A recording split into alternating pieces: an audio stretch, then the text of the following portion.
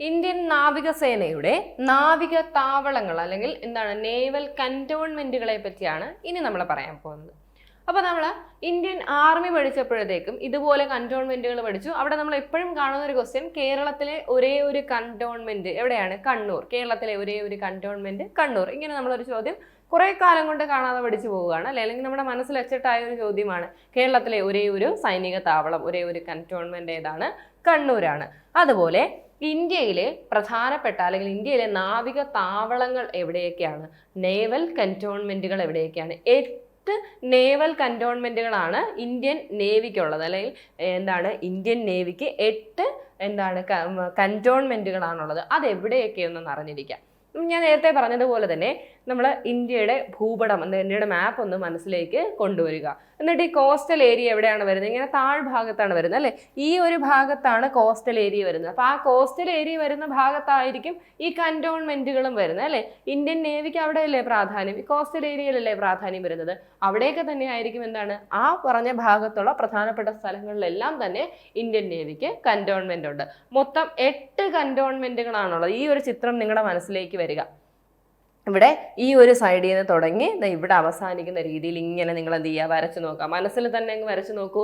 Start ചെയ്യുന്നത് ഈ ഒരു ഏരിയയിൽ വരുന്ന ഏറ്റവും പ്രധാനപ്പെട്ട ഒരു ഭാഗം ഏതാണ്? മുംബൈ ആണ്. അപ്പോൾ മുംബൈ ഫസ്റ്റ് കന്റോൺമെന്റ് എന്ന് വെച്ചാൽ ഞാൻ ഓർഡറിൽ പറഞ്ഞു തന്നേ ഉള്ളൂ.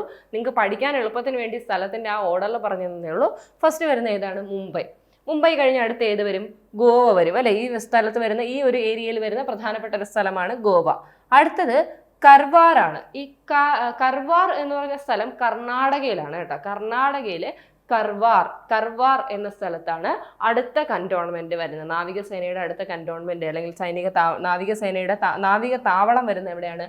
കർണാടകയിലെ കർവാർ. പിന്നെ വരുന്നത് എവിടെയാണ്? നമ്മുടെ പ്രിയപ്പെട്ട കൊച്ചിയിലാണ്. അപ്പോൾ കേരളത്തിലെ പ്രധാനപ്പെട്ട നാവിക താവളം എവിടെയാണെന്ന് ചോദിച്ചാൽ എവിടെയാണ്? കൊച്ചിയിലാണ്. കേരളത്തിലെ പ്രധാന നാവിക താവളം എന്ന് പറയുന്നത് എവിടെയാണ്? കൊച്ചിയാണ്. അത് നമുക്ക് പ്രത്യേകം പറഞ്ഞു തരേണ്ട കാര്യം അല്ലേ?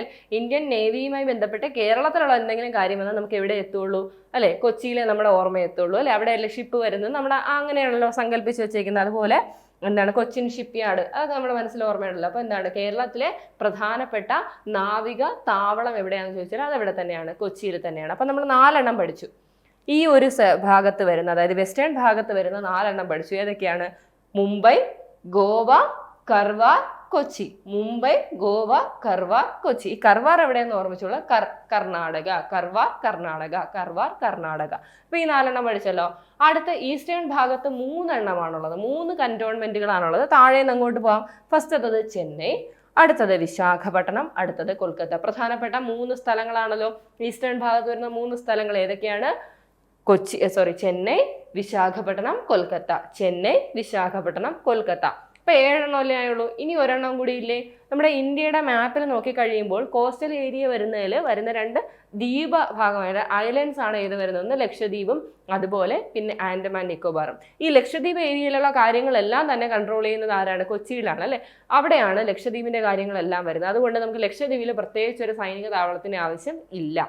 എന്നാൽ ആൻഡമാൻ നിക്കോബാറിൽ അങ്ങനെയല്ല. ആൻഡമാൻ നിക്കോബാർ കുറച്ചുകൂടി വലിയ ഏരിയയാണ്. അപ്പോൾ അവിടെ ഒരു സൈനിക താവളത്തിന്റെ ആവശ്യമുണ്ട്. അപ്പോൾ അതെവിടെ തന്നെയായിരിക്കും? ആൻഡമാൻ നിക്കോബാറിന്റെ തലസ്ഥാനമായ പോർട്ട് ബ്ലെയറിലായിരിക്കും. എവിടെയാണ്? പോർട്ട് ബ്ലെയർ. അപ്പോൾ 8ാമത്തെ സൈനിക താവളം, 8ാമത്തെന്ന് വെച്ചാൽ ഞാൻ നിങ്ങൾക്ക് പഠിക്കാനുള്ള ഓർഡറിലാണ് പറഞ്ഞത്, അല്ലാതെ 8ാമത് നിലവിൽ വന്നത് എന്നല്ല അർത്ഥം കേട്ടോ. പോർട്ട് ബ്ലെയർ ആണ് അടുത്ത സൈനിക താവളം അല്ലെങ്കിൽ നാവിക താവളം. അപ്പൊ നമ്മൾ നാവിക താവളങ്ങളെ പറ്റിയാണ് പറഞ്ഞുകൊണ്ടിരുന്നത്. ഇന്ത്യൻ നേവിയുടെ കന്റോൺമെന്റുകൾ എത്ര എണ്ണമാണുള്ളത്? 8 കന്റോൺമെന്റുകളാണുള്ളത്. അത് എവിടെയൊക്കെയാണ്? 8 സ്ഥലങ്ങളിലാണ് കന്റോൺമെന്റുകൾ സ്ഥിതി ചെയ്യുന്നത് അല്ലെ?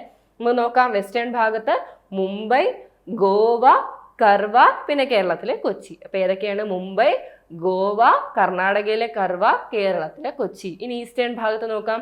ചെന്നൈ, വിശാഖപട്ടണം, കൊൽക്കത്ത. ഏതൊക്കെയാണ്? ചെന്നൈ, വിശാഖപട്ടണം, കൊൽക്കത്ത. ഇനി 1 എണ്ണം കൂടിയുണ്ട്.